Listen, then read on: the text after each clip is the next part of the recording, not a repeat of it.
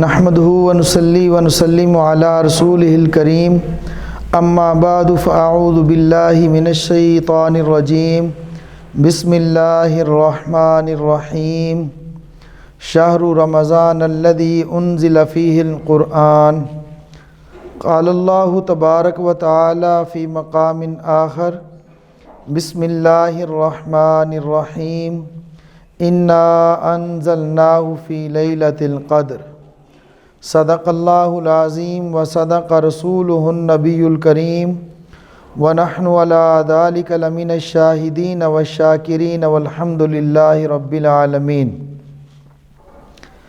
اللہ جل جلالہ نے قرآن کریم کو رمضان المبارک کے اندر نازل فرمایا۔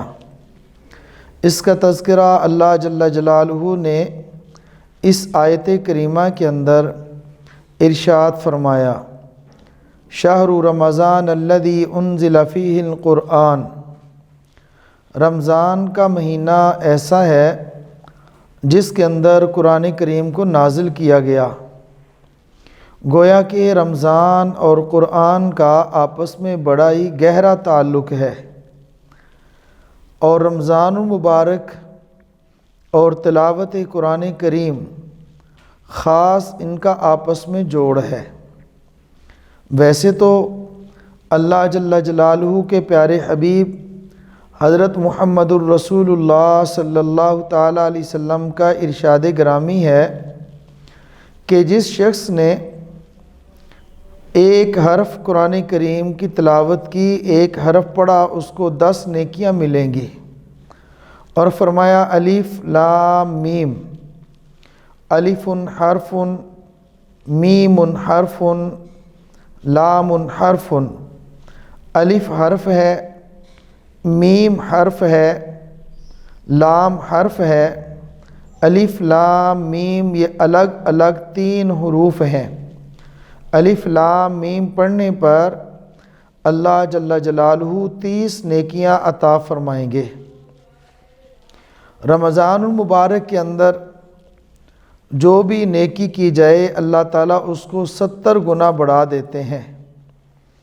اللہ کے نبی صلی اللہ تعالیٰ علیہ وسلم نے ارشاد فرمایا، فضائل رمضان، پہلی حدیث حضرت سلمان فارسی رضی اللہ تعالیٰ عنہ سے روایت کہ رمضان المبارک کے اندر اللہ تعالیٰ کی ہوئی نیکی کا اجر 70 گنا عطا فرماتے ہیں۔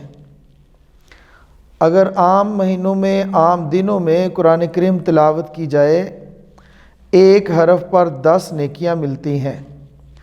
رمضان المبارک کے اندر تلاوت کی جائے تو ایک حرف پر 70 نیکیاں اللہ تعالیٰ عطا فرماتے ہیں، اور 30 نیکیاں 3 حرف پڑھے جائیں تو عام دنوں کے اندر 30 نیکیاں ہیں، رمضان المبارک کے اندر 70 گنا بڑھ جاتی ہیں، اور یہ ایک ایک حرف پر ہے۔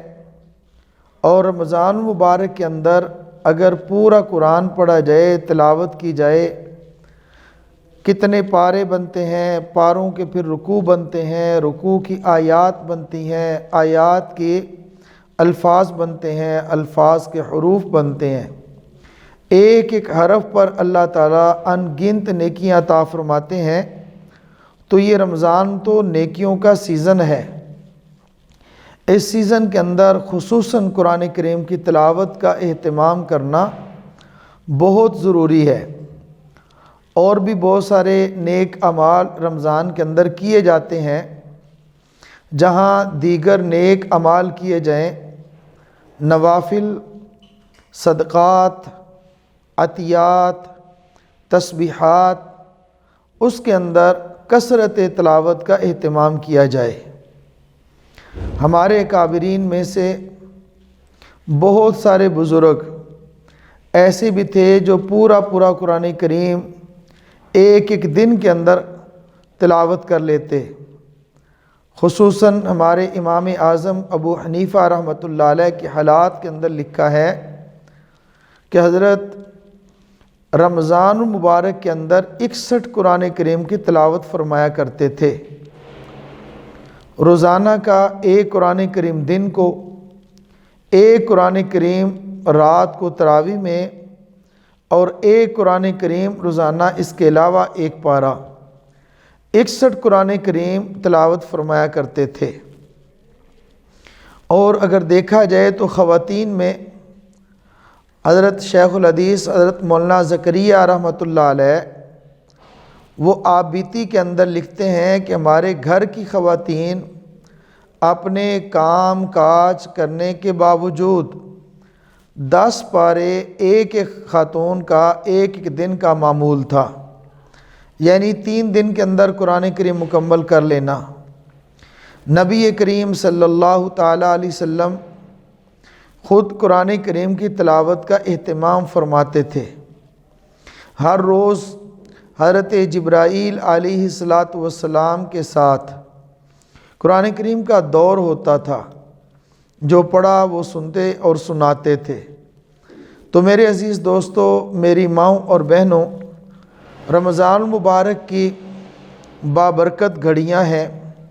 اللہ پاک فرصت عطا فرمائے، اللہ تعالیٰ وقت بھی عطا فرمائے۔ اپنی اور فرصت کو غنیمت جانتے ہوئے کم از کم ایک پارہ روزانہ کا معمول بنانا چاہیے، اور تراویح کے اندر مکمل قرآن کریم سنا اور سنایا جائے۔ جو حضرات حافظ نہیں ہیں وہ تراویح کے اندر قرآن کریم مکمل سننے کا اہتمام فرمائیں، اور جو حفاظ ہیں وہ تو قرآن کریم سناتے بھی ہیں سنتے بھی ہیں، ان کا کیا کہنا۔ اللہ پاک توفیق عطا فرمائے، زیادہ سے زیادہ قرآن کریم کی تلاوت کا اہتمام کیا جائے۔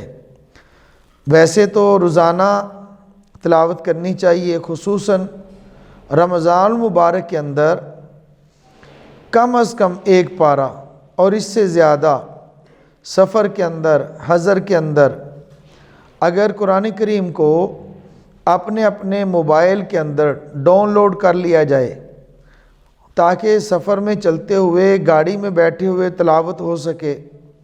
سفر کے اندر ہیں، کسی جگہ پہ چلے گئے جہاں پہ قرآن کریم نہیں ملتا، وہاں پر بیٹھ گئے، سنتے ہی پڑھ لیں۔ جماعت اور سنت کے درمیان 10 منٹ کا وقفہ ہے، اس میں تلاوت کر لی جائے۔ چلتے پھرتے، حضر میں، سفر میں قرآن کریم کثرت کے ساتھ اس کی تلاوت کا اہتمام کریں۔ میری تمام ماؤں، بہنوں، بھائیوں سے گزارش ہے، رمضان مبارک کو اللہ رب العزت نے میرے اور آپ کے لیے بخشش کا ذریعہ بنایا ہے، میری اور آپ کی مغفرت کا ذریعہ بنایا ہے، تو اس کی ایک ایک گھڑی کو قیمتی بنائیں، ضائع ہونے سے بچائیں، اور خصوصاً قرآن کریم کی تلاوت کا اہتمام کر کے اپنے وقت کو قیمتی بنائیں۔ اللہ جل جلالہ مجھے بھی آپ کو بھی کثرت تلاوت کا اہتمام کی توفیق عطا فرمائے۔ وآخر دعوانا ان الحمد للہ رب العالمین۔